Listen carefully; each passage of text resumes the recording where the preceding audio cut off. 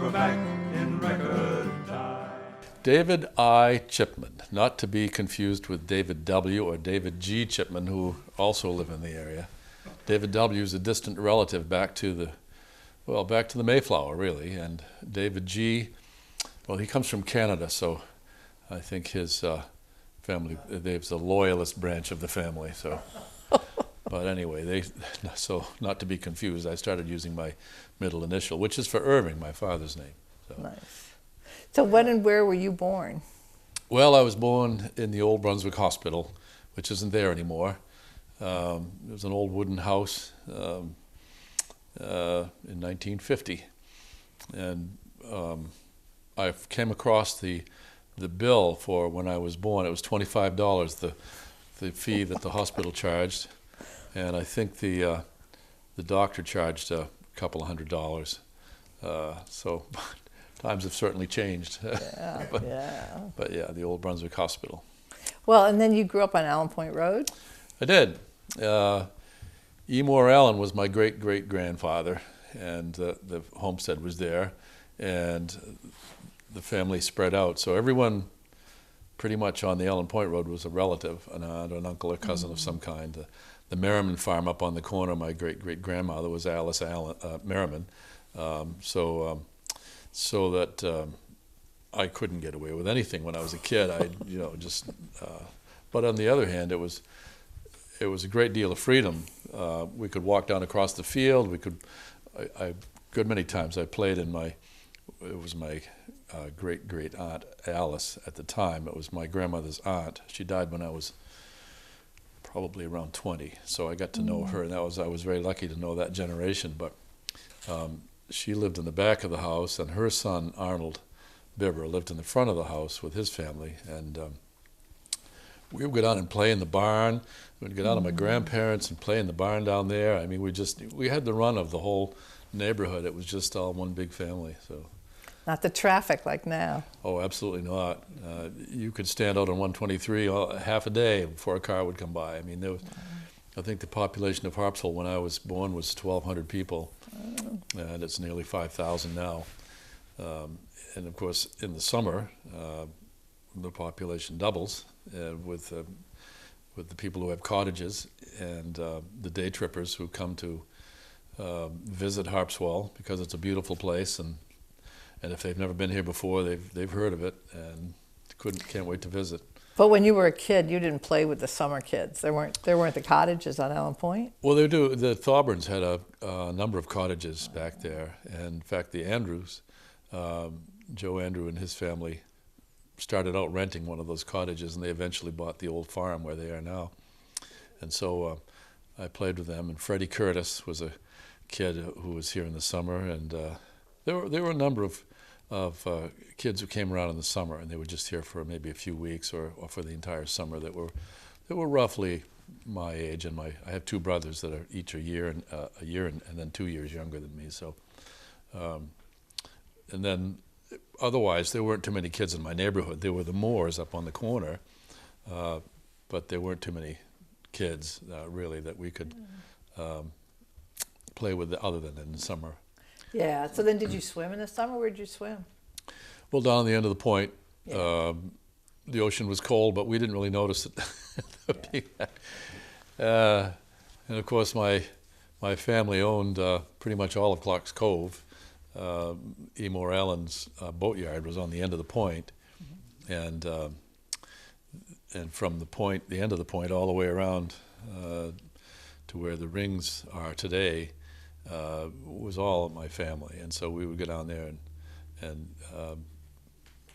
on 4th of July, we always went down there. The family all got together and went down to the beach, and what my grandmother called the jib piece, which was a triangular-shaped piece that was created by a stone wall in the ocean and a brook. And of course, her family was a shipbuilding family, so anything shaped like a triangle was a jib. So today, we still call it the jib piece. Oh, nice. Yeah. That's really great. What about boats? Did you go out on boats as a kid? Not a lot. My father had a boat with an old 1930-something or other Evinrude motor.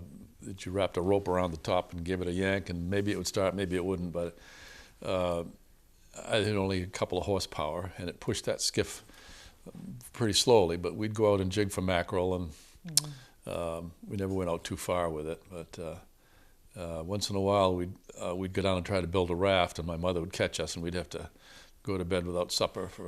She didn't like us. Apparently, when she was young, she had a friend who drowned in the river up there in Bodenham, and she was always afraid of that. And she got pretty upset with us if we went down to the beach without any adult supervision. So, Good thing. yeah, I guess so. Well, what about school? What do you remember about? We school right on the neck, right? Well, I started out at the old North Harpswell School, which is now a pretty high-end cafe up here in the Vegetable Corner. Went kindergarten and first grade there, and with Mrs. King, and her husband was the minister at the Kellogg Church, and he would come over in the morning and stoke up the wood furnace, which was a big furnace in the back of the room. No running water there. They had a water bubbler and 2 outhouses, his and hers outhouses in the back of the woodshed, which was not unusual to me because the farm, I lived the first 5 years of my life at my grandparents' farm, outhouse. So I was pretty accustomed to an outhouse, and it was no big deal. But we would go out and play in the winter and get our clothes wet, as quite often happens in kids. And the teacher would have us take off our clothes and hang them around the furnace, take off our pants and put our jacket over ourselves and sitting in our seats. I think you might get in a lot of trouble doing that today. I think so. But we didn't think anything of it. We didn't think anything of it, really. Yeah, it was on the old wool clothes. Can't you just smell it? Oh, yes. Yeah. Wet wool. From there, I went down to what was the old West Harpswell School. Had 3 classrooms. Now, where was that? It was roughly where the gymnasium is today for the current school down there, the charter school. But I went to let's see, 2nd, 3rd, and 4th grade with Mrs. Morse, Goldie Morse, who lived right across the road from me growing up. So, in fact, my father bought when Herman Morse's father passed away.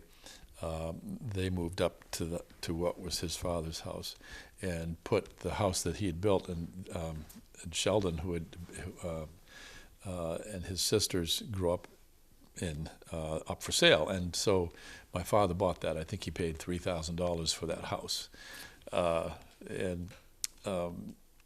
so the Morses were like family, really. They were right in the neighborhood there, and then from there I went to Mrs. Peabody's, and the Peabody Road is named for her family.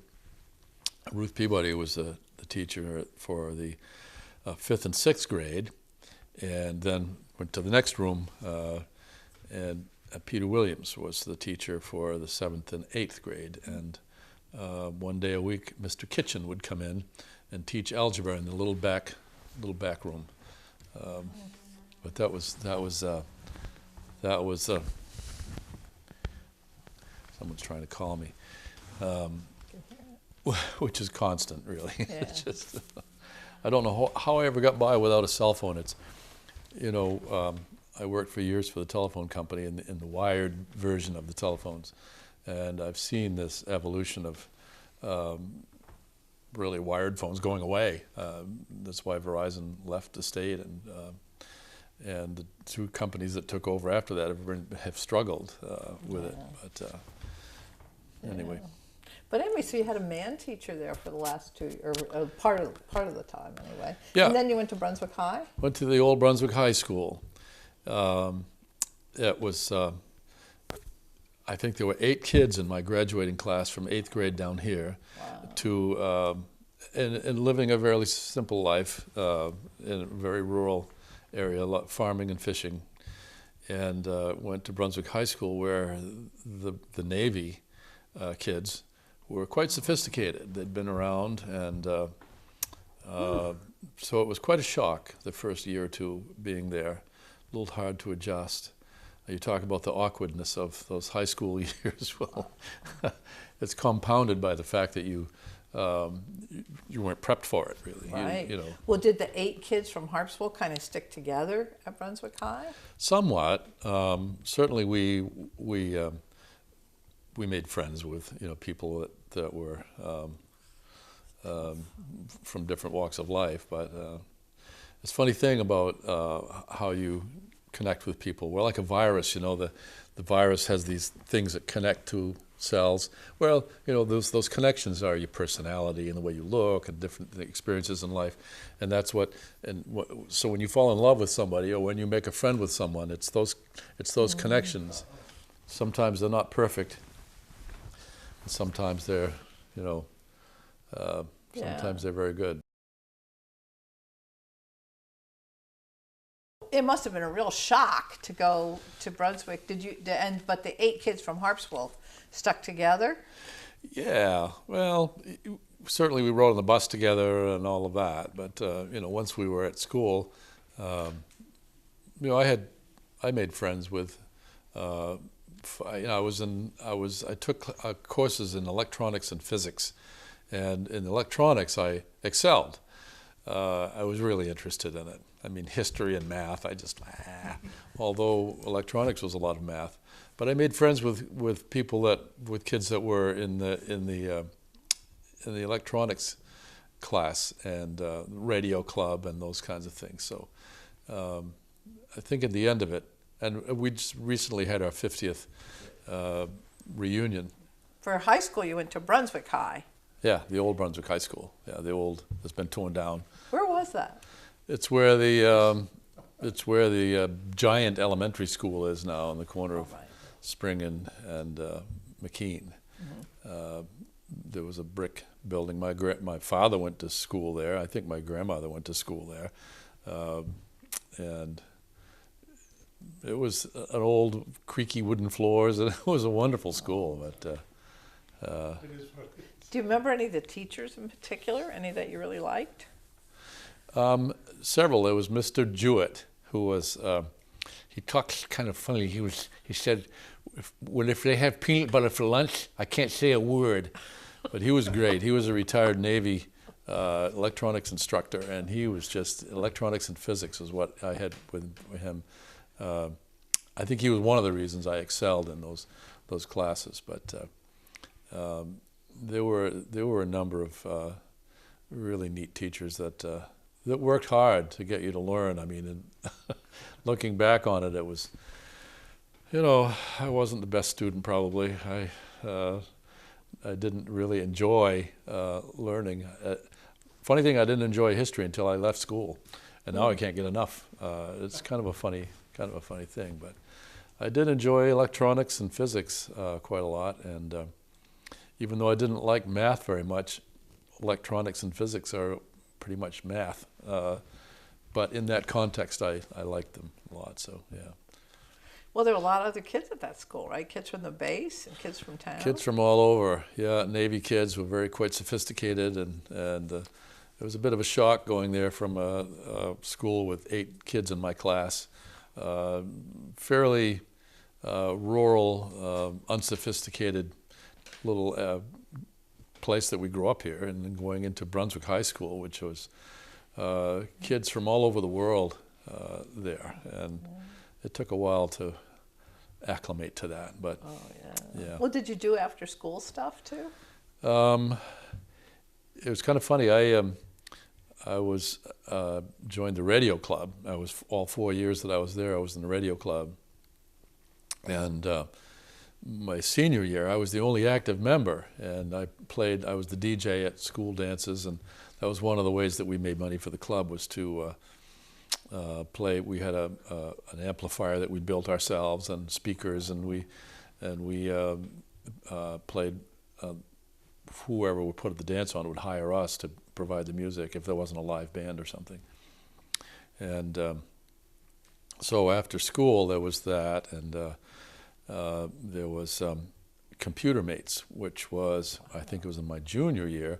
After school we worked on a project that Kevin Monahan was a genius kid that was a year ahead of me in school, and he put on this, he devised a program that we used the Bowdoin College computer for, and basically all it was punch cards and sorting it. The kids would fill out a form, what their interests were, and we would match them with someone who had similar interests. So it was called it was the original computer dating Wow. thing. And this is late 60s, so this is really This would have early. been in 1967, yeah. Yeah. But that gave me an interest in computers, and when What I got you interested in radio? the question is what got me interested in radio. I when I was I guess I was around 12. I had an old chicken coop that I turned into a radio shack, and I built a little radio transmitter with some tubes and resistors, and I think it was probably only a half a watt or something. It wasn't very much, but I really enjoyed playing music, and I would take my little tape recorder around and record farm report. So different gardens are growing well and all of that, and I'd put that on this little radio. I think my mother, I made her listen. I think she was the only listener, but it was kind of fun sending this signal out and not knowing who might be watching or listening to it, and that was the kick I got out of it. It's just that it broadcast. Wow. And so it's Well, you really started young. So then it got amplified, no pun, but it got amplified by your radio club at school and learning Yep. the electronics at school. Yep. And then what'd you do with that? How'd you... Well, when I graduated from high school, I went to work at Bath Iron Works in the electric shop, and for a year and a half until I decided that's not what I want to do for the rest of my life. So I learned a lot there about the practical application of electronics in the real world, and I joined the telephone company. There was a fella, Tyke Lehman, Al Lehman, when I was a kid. He was funny. He had a great sense of humor, and he'd come around the neighborhood working on phones, and I thought, geez, looks like a fun job. And sure enough, it was a great job. I spent 24 years doing it, and when I graduated from high school, while I was working at the Ironworks, I took a course in computer programming, and that was the computers were the size of this building, and you talked to them with punch cards, and things have changed quite a lot with computers. That's the ground floor, so you had an understanding of how they worked. Sure, at that level. yeah. I also took some courses in mechanical engineering, which I've never actually used for anything other than, I have some understanding of how things are built. But so I went on to, at some point, I ran into someone who worked at Channel 10, public television. And I said, is there any, is there something I can do up there? He said, well, we always have volunteers, and why don't you come up? And I had done a lot of photography. I was a semi-professional photographer at one time. I came in third place in the state in 1972 in the photography competition, and Mark Royal was teaching me color darkroom techniques, and I beat him in this contest, and he said, I'm not teaching you anything else. So when I told them that, they said, well, what do you do? And I said, well, I do some photography. Great, we'll put you on camera. We'll put you running camera. Well, a television camera and a still camera are quite different, but I did learn. I learned a lot about television production from working at public television. It's kind of funny because the camera can't see that I have these old dirty pants on today, but because I've been working in the garden. But I spent some time over at Channel 8. I was there for the news time one night, and I realized the news guy had a suit and tie, and but he was wearing gym shorts and sneakers underneath, because you don't see him, from the waist down. And so they were pretty laid back, and they only just made it look like they were. So I realized television is smoke and mirrors a lot of the time. It's it isn't not necessarily what you think it is. So at one point I realized that this was back in the early 80s, I guess, mid 80s. I realized that the town had television equipment in boxes in a meeting room at the town office that was not being used. Had cameras and editing equipment that were provided by the cable company as part of the franchise, the very first franchise that we had. The microphones, there was all kinds of neat stuff, and unused. And all there was on, it was Channel 3 at the time, the cable, was a bulletin board created by an old Atari computer, had 40 pages of text, and that was all it would do. Wow. Nothing fancy either, just a plain colored background. And it was played out of Donna Black oversaw it, took care of it, in a small closet in the town office. And one day I said, gee, could I take the equipment out of the boxes and play with it? And they said, yeah, don't leave the building with it. So I learned how to use the editing equipment and figured out the cameras and how they ran and all of that. And a town meeting came along, and Joe DeHaan and I took the cameras over to town meeting and recorded town meeting and put it on, and it was a hit. It was a hit. Everybody loved it. So we started doing more and more things, school music programs and plays and those kinds of things we would take. Eventually got to the point where we were doing more of our own productions, sorts of things, and we needed something other than that closet that we were working out of in the town office. And we would set up in the meeting room, but we would have to take it all down again. And there were very small meeting rooms too over there in the very first original town office. And so I asked if we could develop part of the attic, which was unfinished. And they said, sure, go ahead. And so I was able to get a lot of donated material and volunteers, and we built a television studio and control room up in the top of the town office. And then at some point, one of the selectmen came to me and said, you know, we like you guys and everything, but gee, we need the space here, because they were beginning to require, they needed a bigger meeting room, they needed space for different things that they were doing. And so we looked around, and it was kind of the initial, what we had done at some point in there is we had formed a nonprofit and sort of taken the responsibility of the television station from the town, which was municipally owned and run, and we formed a nonprofit, I think the first in the state to have done that.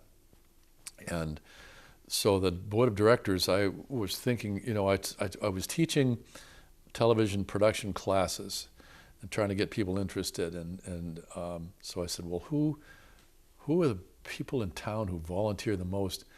The fire departments, the firemen. So I put a message out to the 3 fire departments. I'll teach you classes on how to promote, fire safety, or how to training films and those kind of things. So a bunch of firemen from the 3 departments, fire and rescue people, showed up, because there were women too. And from that initial bunch of people, we formed that was the nonprofit. What year? Oh, that would have been in the late 80s, maybe early 90s. Okay. And then, so when we were asked to move out, we looked around and said, maybe there are other buildings we could use. And we looked at several, including the old Wars Island Schoolhouse, which was at that time owned by the town and run by the town. And finally we said, why don't we just build one from the ground up? And this is it. This was built entirely by volunteers. A lot of donated materials. You look at some of the doors there; they have holes where they don't belong. They're used doors that came from a building that was taken down somewhere else. The lights out in there, the neon lights, are all from a building that was taken down at the base. The sink and the bathroom, a lot of that stuff. And then people came forward, donated things. The carpet was put in, the tiles, all that were people who specialized in those kinds of things. Totally donated it. So it's a very unique, and it was built. Coley Pulsiver had just graduated from building design school, and so this was the first building that he designed, and we got an architect involved, and we went around and visited some real television stations, if you would, to see how they. And we realized the ceilings are quite high in the studio for the lights. The walls are all soundproofed, and that was the other thing. The fellow who had the local Seal It foam franchise came and said, "Hey, you need some insulation." $6,000 worth of insulation was donated and blown into the walls here. What a great success story for Harpswell, that Yeah. all these volunteers came together. Absolutely, Great. yeah. It was the town, it was a community project for sure. And every day we were here, somebody brought a hot lunch from the community. We never knew exactly where, but it was beef stew or clam chowder or something. Yeah, so. That's really great. Well, so were you a selectman at that point, or did that enter into you deciding to be a selectman? No, well, that was okay. So it was late '80s because I became a selectman in '99, I think it was, and and there were people who thought, well, you shouldn't be a selectman because you control the media. Well, I don't really control the media. Anyone who's been here realizes I don't control anything here. I make it work. I plug things in and make it. It's available for anyone who wants to use it. It's a freedom of speech kind of thing, I guess. But Well, you have such a variety of programs, exercise, yeah. information. There's something for everyone. It's eclectic, I guess you would say. Yeah. But you think about the change when you started out with push cards and now you're in a Zoom world from COVID. Yeah. What a span you've Yeah, seen. we started out with videotape, regular VHS videotape, and now we've graduated to high definition digital computer run things. I mean, we're totally up to date here. Well, you've saved the town during COVID, right? Now meetings can be held in public. Sure, input. and we broadcast. We're the only. I've said this a number of times. I'm hoping it'll someday sink in that we're the only over-the-air broadcast public educational governmental access station in America. Wow. So, no matter how you get your TV, if you have TV, you put up an antenna and you'll get Harpswell Community Television. We reach into 40 communities over the air with high-definition digital. In fact, there's a fellow down in Massachusetts that sent us an email that says, I love your programming. I don't get it all the time, but when I do, we're not supposed to reach down that far. But Don is probably saying, don't tell him that. Yeah, but did you ever think something like COVID would happen where the need for the TV would become so vital to the town in terms of information? Didn't picture it. But, when we developed the station, we did it so that everyone would be on the same page. Yeah. There's the possibility that something, the LNG, I hate to bring this up because everybody said, oh, don't talk about LNG. It's a wound that's healed, and, well, it hasn't really healed. There's a lot of people who still feel badly about it. But we were for accused. newcomers, can you do a one-sentence thing about the LNG, just for Sure. somebody who's never heard of it? Yeah, well, liquefied natural gas, there was a company that wanted to come. Actually, it was a combination of two companies that wanted to come here and put a natural gas facility at what is now Mitchell Field. And they wanted to pay the town $8 million a year in lease. And a number of people thought that was great, money tree in the backyard. There are a number of people who thought, wait a minute, this is not so great for a lot of reasons. And there were 75 public access programs created around that issue, the most ever. I mean, Donna got sick because she just was here 24 hours a day trying to make sure everyone's programmings were in. And but it was not things that were created by the station. Yeah. The board of directors, the community board of directors that runs this place, stayed out of it. I didn't create any programs. In fact, quite often we would train someone else to run as a director and producer, and we were providing the facilities for the discussion. And in the end, we were accused of being we were blamed and rewarded at the same time, depending on what side you were on, when actually all we did was provide a platform for voice. It's become more and more true for a lot of media, hasn't it, Yeah. lately? Yeah, it's really hard. Yeah, and we've got to be careful because the first thing that a wannabe despotic dictator will do is plant mistrust in the media, so that you don't listen to the media. I'm the one who you should listen to, and you can see that. You can see that today. So we've got to be careful. Absolutely. Well, it's a wonderful service. But back up to when you're talking about working for the phone company then. So you did that for 24 years. Yes. And then you were ready to do something else. Well, in the phone company, I had a lot of jobs. I was a supervisor for a while. I worked in toll. I did, being a supervisor in Portland at one point, I had all the crews in Portland, coin, repair, installation, because people would take vacation. They'd load it onto me. Wow. But at the end, I realized that's not management isn't what I wanted to do. I wanted to be working with the tools, if you will, climbing poles and going to people's homes. And in the end, it was telephony is a science all on its own. It's not like electronics like you know it. I mean, there's things that were developed by Alexander Graham Bell and these people back in history that aren't used in any other field. So it was sort of a technology all on its own. But I did have that interest in electronics and communications. Is there a home visit story? Oh, there's a lot of them. Yeah. I remember an elderly woman in Phippsburg who she lived alone with her dog, a fairly heavy woman, and there was a pile of furniture, busted furniture in the corner, and she said, well, I fall quite often, and when I do, I land on something and break it. And there was there was hardly any furniture in the house. It was all in the corner, broken.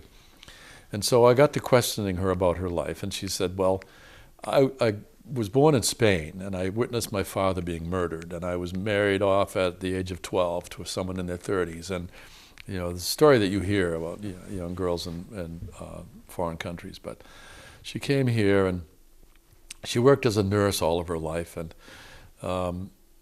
she just lived on her meager income from having been a nurse, retirement. And I said, well, don't you get Social Security? Oh, I don't believe in welfare. She said, welfare? Wow. Social Security isn't welfare. You pay into it your whole life. It's like a big savings program. And so I got someone to go to her house and sign her up for Social Security. And her oil barrel leaked. I got another oil barrel for her. I think if the phone company, I think if they knew half the stuff I did as a telephone repairman, I'd have been fired. I don't know. But they how were wonderful. Yeah. Jeez. But I did things like I teased with people. The squirrel story? Oh, I have a number of squirrel stories. Oh, yeah. Squirrels were my nemesis. I would climb up on a pole and open the terminal, and there'd be a squirrel in there, and he'd fly out. Oh my God, how terrifying! Have it kind right of at your face. a heart attack. Oh yeah. Those squirrels and mice, and it was. I remember opening at a terminal in Bodenham once, the buried terminals, which are these metal, squarish metal things on the ground that you, when cable's underground, you have to access it through these underground terminals that stick up out of the ground. I opened it up, and it looked like steel wool or copper wool. The mice had been in there and eaten all of the insulation off it, and that explains why there's no phone no phones working in this neighborhood. How'd they get in? Well, you can get up, you can access them in through they could dig a hole and get into it underneath the. But they thought it was a great place to build a nest. Yeah. Overheard a lot of those conversations, huh? Yeah, yeah. So it was a fun time, the telephone company. I sort of miss it, but after 24 years, they had a program called 6 and 6, where they were in competition with the cable company by then for telephone, and even the power company was thinking of running communications lines or using their power lines for communications. So they needed to thin down, obviously. The fat and happy public utility that they were before is now under competition. And so they either were going to lay off some of the younger guys encourage some of the older guys to retire. So at the age of 44, I was one of those older guys. Wow. And they said they had $1 gazillion in the retirement account. We're going to let you guys retire if you want to. And I said, as much as I enjoy the telephone company, it cuts into my day because I was doing a lot of other things going on, and but I sort of miss it every day. I mean, it was a lot of fun. So. Yeah, but what a feeling of freedom, right? Oof. Yeah, not everyone can retire at 44. That's for sure. So, right. But yeah, it's been fun. So then, at that point, then you were really getting going here too. Yep, the TV station was really taking off. I had been on the school board. I had been on a lot of town committees, and so I was doing a lot of municipal work, if you will, and I had the time to do it. And I'm currently the president of 3 nonprofits. One of them is temporarily inactive, but this is one of them. I'm the president of the board of directors for the TV station. Doesn't give me any power or authority that no one else has. It's just simply that I pull the board together to have them make a decision about things here. So. Yeah, what do you envision for the TV station? Like, what would you love to see in the next 10 years here? Well, it's kind of interesting because TV is sort of going away as we know it. The internet is here, and you can go on the internet and find almost anything you want, and you can sit in front of that for hours and clicking on things and discovering things. It's a little tough to compete with that. But here it is as local as it gets. And so for the next 10 years, we do stream on the internet. We do use the internet. We provide content for the internet here. And there are people who don't have televisions. They tell me every day almost, I hear from someone, oh, I don't have a TV, I just have a computer. Well, you can find our locally produced programs on Vimeo, which is a service that's on the internet. We stream our meetings.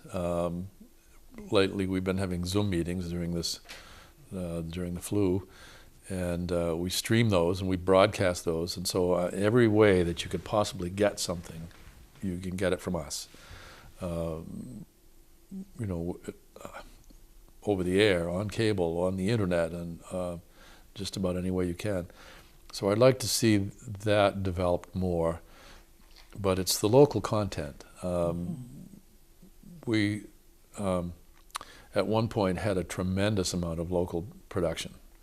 We had producers who were doing weekly talk shows and cooking programs, and we have a kitchen here that can be used and was used quite a lot in the past. But during flu, no one's come in here, so things have slowed down quite a lot. But hopefully this thing will go away. If we can all wear our mask, wash our hands, and keep 6 feet from each other, it will eventually go away if we can just all cooperate with that. Yeah. Well, I mean, if you think about the future with communications in general, it's pretty exciting. So we'll see. Yes. But you've lived your whole life here, really, and even though you've been out for work and all, and Harpswell's really been your base. Yes. So you've seen enormous changes in this town. I sure have. Yeah. Yeah. Yeah. There were, as I said, there were about, I think, 1,200 people living here when I was born in 1950. And there are just under 5,000 now. And I know hardly any of those people. I knew when I was born and growing up, I knew almost everyone in town. Yeah. Even people on the islands, I knew quite a few of them. And there was no bridge at that time. You had to go up through Brunswick to get over to the islands.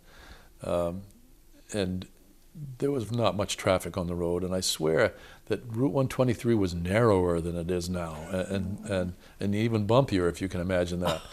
And we would only go to town once a week, if that, and my mother would call around the neighborhood to see if anyone wanted to go to town with us or needed anything. And now it's not uncommon to go to town twice a day. Well, you mentioned the islands too. I mean, there's always that whole idea of the kids were different on the islands from the Neck, and all the different names that the kids had. I mean, how have you seen that change? Oh, the Dung Eyes and the Picketeers. Yeah, yeah. Yeah, there's always there was two baseball teams, obviously, two schools. I mean, each side had a school, and so that in some regards there was rivalries in sports and other things.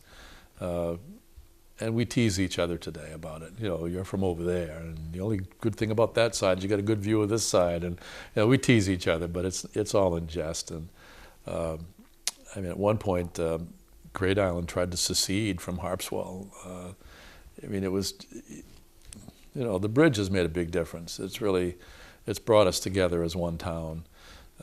We were like two separate towns with 3 or 4 distinct villages at one point. And now, partly because that's one of the reasons I wanted to develop community TV, is so that we could all get together. We could talk to each other. We could share our experiences. We could try and better understand that part of town or this part of town and what's going on. And so, and I've brought that same feeling into my work with municipal government. Is, you know, we've got to think about this as one town, but as unique communities, and try to preserve the color and the flavor of those unique communities, because that's what makes this town beautiful. It's what people like about it, is that it's the personality that it has. So, and we need to try to preserve that. Well, and now as a selectman, and you were a selectman in '99, that's a big difference in time. Like, what do you see from a selectman's perspective now versus the previous term? Well, there are a lot of environmental issues that we are working on now that we didn't have.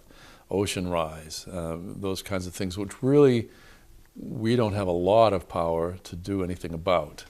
Global warming is happening.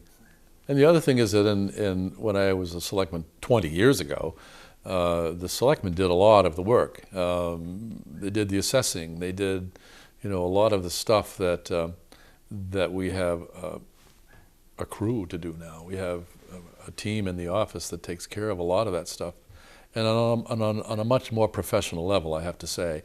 It got to the point where the assessments in town got so far out that the state was going to come in and take it over, and we'd have to pay for it, having it done. And to the point where some of the folks were getting ready to sue us because they were being taxed higher than their neighbor who had a similar house. And you know, and a lot of folks moving in here from out of state are far more sophisticated, and they were realizing that, no, wait a minute, I'm from out of state, so you're soaking me, and the local people. And you know, I think there was some of that. The selectmen would say, well, that's old Gertie, you know, Right. you know, she's an old widow. Well, she could have had $1 million in her mattress, but they would, you know, but we're going to take care of her and not charge her as much, assess her as much. And stood a chance of being sued by someone who would say, no, wait a minute, we don't care about Gertie. We don't want to pay those kind of taxes either. So, so now it's different. We have professionals on our staff who are dealing with those kinds of things, and we have a professional administrator and assistant administrator who take care of a lot of the paperwork that the selectmen used to be responsible for. And we are still responsible, that's the thing, and you know, we need to oversee it and make sure it's still running smoothly. Well, what about the economy of Harpswell? So you talked about when you were a kid, it was really fishing and farming, and that was about it. Yeah. Well, we had a few restaurants and inns, places where you could stay, but it's a lot more prevalent now. You have places you could spend the summer here or spend a week or just a day, rentals. We have candy shops. We have lots of things that really rely on tourism. And you know, Maine's tourism, that's our biggest industry, and here in Harpswell certainly plays a big part. And you'll notice all these pickup trucks running around with lawnmowers. I know fishermen and clam diggers who have given up doing that and gone into mowing lawns and taking care of people's maintenance of their properties. Because now we have an older population here who isn't inclined to mow their own lawn. If they can hire somebody to do it, hey, so and trim their shrubs and take care of their property. we used to do all of that stuff ourselves, and now it's, you see a lot of it. And having an older population is, God love them, but I was on the ambulance service early on. I was a crew leader for the ambulance, and I was on Friday nights. And that was the night when the Friday night was the car accidents and the fights, and those are the kinds of things that we would find on Friday nights. But now it's most of the calls are geriatric calls. It's someone who's fallen. It's someone who's having chest pain. They're older people, and it keeps our volunteer ambulance service, the three of them, really running because it has evolved to the point where we're taking care of a lot of older people. So we may eventually have to go to a paid ambulance service, but it certainly has evolved. Well, so then if you think about the ways that having the retirees come in have changed Harpswell, they've changed it because of some of the services that they want. They've changed it because of the needs that they have for the ambulance. Other ways that you see? Well, Harpswell Aging at Home is such a wonderful, wonderful group of people. They have done such great things, and it's just been a necessity because of the older generations here.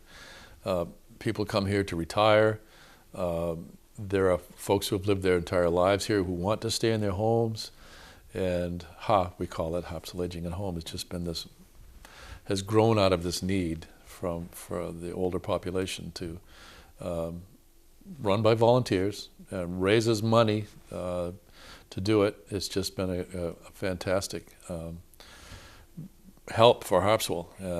I'd like to see more of that. That's really great. And I hear Grange over here, Grange. Grange, yeah. Well, the Grange has certainly played a role. You've been a Grange member for a long time. I have. My parents were Grange members, and when I was a kid, even before we had TV, Friday night was the night to go to Grange, and a lot of people went there, and there was entertainment, there was music, dancing, minstrel shows. There was always something happening at the Grange on Friday night. Not so much anymore. Because people have televisions and computers, and they don't go out so much. You don't even go to the movies anymore. You can download a movie and watch it at home. So, but the Grange here in Harpswell, anyway, a lot of Grange in other towns and areas have just faded away. But here in Harpswell, it's still active, and it's serving a role as a community service. It helps people in the community. It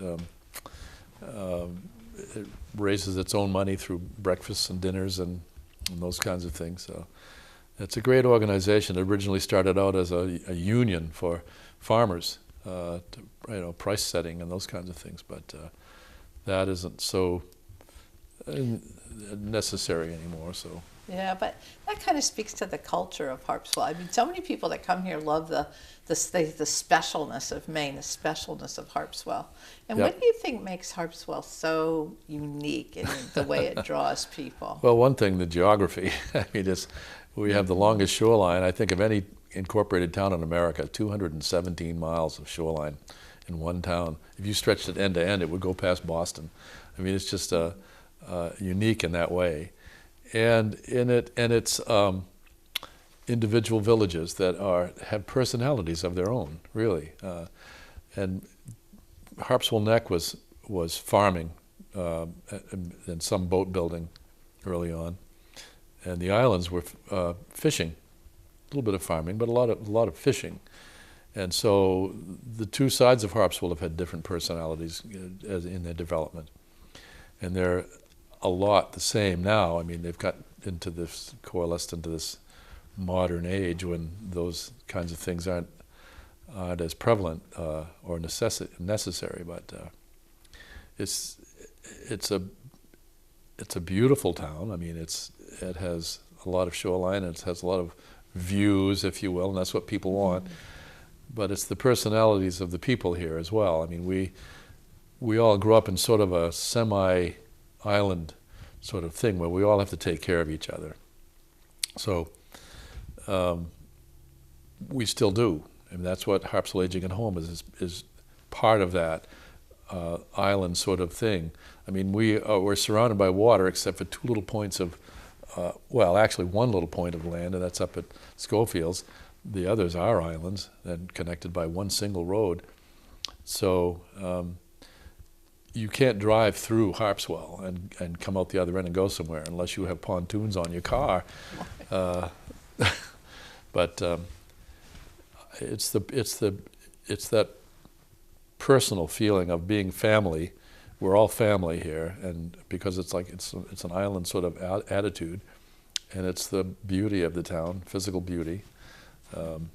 So there are a lot of things that contribute to that. Yeah, what else do you think Harpswell should do to preserve that history and that unique culture? Well, we are doing a number of things. The Land Trust has been very active in preserving swaths of land for future generations. A lot of people think the only value that a piece of land has is to develop it and put houses on it. Well, you can see that that would certainly destroy the character of Harpswell if that was the case. But they've preserved a lot of open space, a lot of land. Right here we have 200 acres of land the town owns behind the town office and the recycling center here. When I was a selectman last time, 20 years ago, I helped push that through to gain an extra 100 acres here, and there was some, no, it's worthless land. Well, no, it's not worthless. It's extremely important environmentally, and to have that open space, and the cliff trail is extremely popular, just to take a hike up on the cliff and back around again, to experience that here in Harpswell. But, you know, Harpswell Aging at Home has been very helpful in trying to preserve that person-to-person island community sort of feeling of people taking care of each other. And so, I think we are. I think people realize that it's such a fragile thing that we have here that we could lose it. And there are a lot of people working towards, holding on to it and maybe modernizing it a little bit, keeping that flavor of what we have. Yeah. Well, I think this has been fabulous, David. This has been wonderful. Is there anything that you want to say as your last statement about why you love Harpswell and how terrific it is, or not? Well, I've always lived here. My family was one of the founders. The Allens were one of the founders with the Alexanders of Harpswell, and I don't plan on going anywhere. I mean, I've been all around the world. I've visited Europe, and I've done volunteer work in third world countries, and Honduras and Haiti and Peru and places like that. But I've always come back here, and this is the best place in the world. What could be any better than this? You got it. Great, thanks. Hey ho, roll and go around Cape Horn to San Francisco. Shantyman, sing, boys, pull on the line, and we're back in record time. Now at Bath down in Maine, they built many tall ships. They were paired up and flanked and launched down the slips. The strength of our nation was built on the pine of the mast trees that harnessed the wind. There was schooners and sloops and all kinds of small craft. There were warships with cannon both forward and aft, and the queens of the seas, downeasters and clippers, mighty proud men were their skippers. With their hey-ho